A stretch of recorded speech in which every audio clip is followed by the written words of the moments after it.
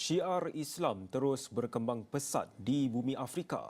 Perkara ini disaksikan dengan pembinaan masjid baharu khususnya di kawasan majoriti Muslim. Antaranya yang dibina dengan dana sumbangan rakyat Malaysia. Terkini Amal Malaysia membina Masjid Wakaf ke-10 di Afrika yang dibina di Koseri, Kamerun.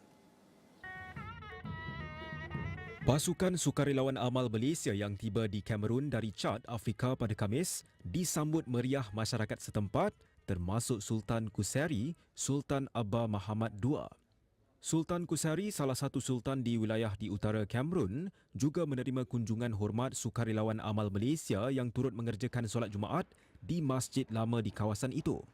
Masjid baharu sumbangan rakyat Malaysia yang hampir siap dan dijangka dirasmikan Mei depan dinamakan sebagai Masjid Sultan.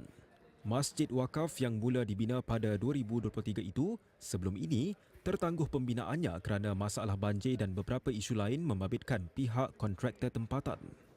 Assalamualaikum warahmatullahi wabarakatuh. Di belakang kami ini adalah masjid yang ke-10 yang dibina oleh Yayasan Amal Malaysia di bumi Afrika. Dapat memuatkan 2,500.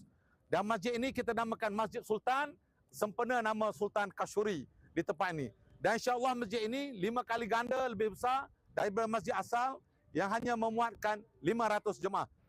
4 sukarelawan Amal Malaysia diketuai timbalan presidennya Nur Azman Ishak kini dalam perjalanan ke sempadan Timur Chad, Sudan bagi misi Iftar for Sudan. Ashhadu an la ilaha illallah